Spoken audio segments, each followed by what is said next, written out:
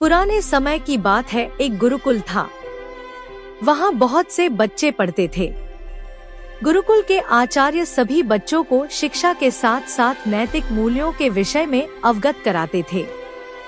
उसी गुरुकुल में 3 गहरे दोस्त बन गए थे, राम, संजीव और राकेश। तीनों की दोस्ती बहुत गहरी थी। पूरे गुरुकुल में उनकी दोस्ती के किस्से मशहूर थे। गुरुजी भी उनकी दोस्ती से बहुत प्रभावित थे।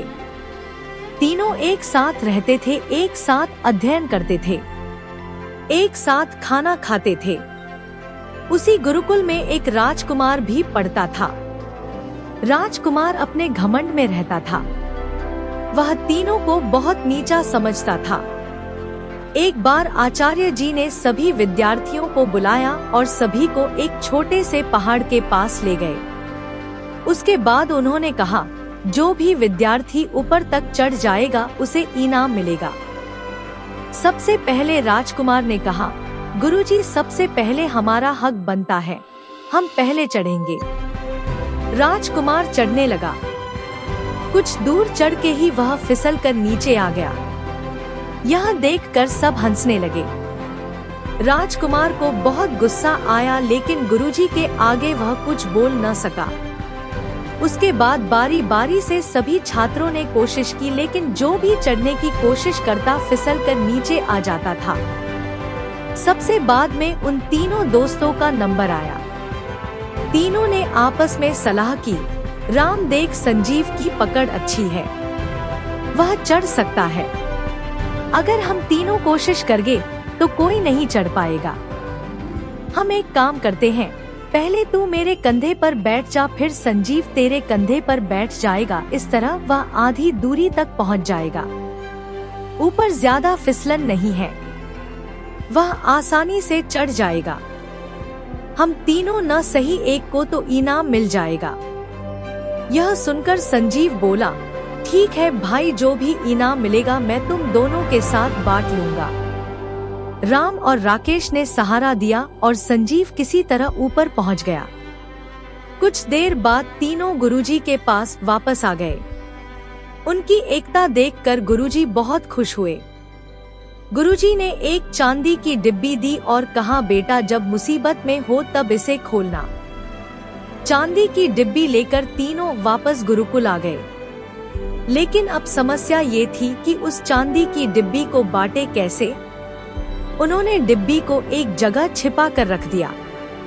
उसके बाद राम ने कहा, हम तीनों में से जो भी मुसीबत में होगा वह इस डिब्बी को खोल कर देखेगा। इसी तरह कुछ दिन बीत गए। एक दिन तीनों अपने गुरुकुल के अन्य छात्रों के साथ जंगल में जा रहे थे। चांदी की डिब्बी उन्होंने अपनी जेब में रखी हुई थी। तभी वहां डाकुओं ने उन्हें चारों ओर से घेर लिया। सभी छात्र बहुत बुरी तरह घबरा गए। डाकू उन्हें बंदी बनाकर ले जाना चाहते थे। तभी उनकी नजर राजकुमार पर पड़ी। राजकुमार को उन्होंने पकड़ लिया, जिससे वे राजा से मोटी रकम सोना चांदी लूट सके। बाकी सबको छोड़ दिया। राजकुमार बुरी तरह रो रहा था। कोई भी उसकी मदद करने के लिए नहीं आ रहा था। जब वे राजकुमार को ले जाने लगे, तब राम ने चांदी की डिब्बी उनकी ओर फेंक दी। चांदी की डिब्बी में एक हीरा था। हीरे को देखकर डाकुओं की नियत खराब हो गई। वे उस बड़े से हीरे को पाने के लिए आपस में एक दूसरे को मारने लगे। मौका पाकर राजकुमार भागकर अपने बाकी साथियों के पास आ गया। वे सभी भागकर गुरुकुल पहुंच गए। उधर हीरे के चक्कर में सारे डाकू मर गए। राजकुमार ने राम, संजीव और राकेश से माफी मांगी। उसके बाद उन्होंने अपने पिता राजा को सारी बात बताई। राजा ने तीनों को अपने राजमहल में बुलाकर सम्मानित किया। जब वे वापस अपने गुरुकुल आए तो उन्होंने अपने गुरुजी से पूछा, गुरुजी, इतना कीमती हीरा आपने हमें क्यों दे दिया? यह सुनकर गुरुजी हंसने लगे और बोले, बेटा, वह केवल एक कांच का टुकड़ा था जो बिल्कुल हीरे जैसा दिखता था। उसका कोई मोल नहीं था। लेकिन वह अनमोल भी है क्योंकि उसने तुम सबकी जान बचा ली और तुम्हारे दुश्मन को सदा के लिए खत्म कर दिया। अगर तुम उसी समय वह चांदी की डिब्बी खोल कर देख लेते तो तुम उसे पाने के लिए आपस में एक दूसरे दुश्मन बन जाते। इसीलिए मैंने मना किया था। मुसीबत में तुम्हें हीरे से ज्यादा अपनी जान प्यारी लगी, इसीलिए तुम्हारी जान बच पाई। उस दिन जब मैं तुम्हें पहाड़ पर चढ़ा रहा था, तब तुमने एकता दिखाते हुए अपने साथी को ऊपर चढ़ाने में मदद की।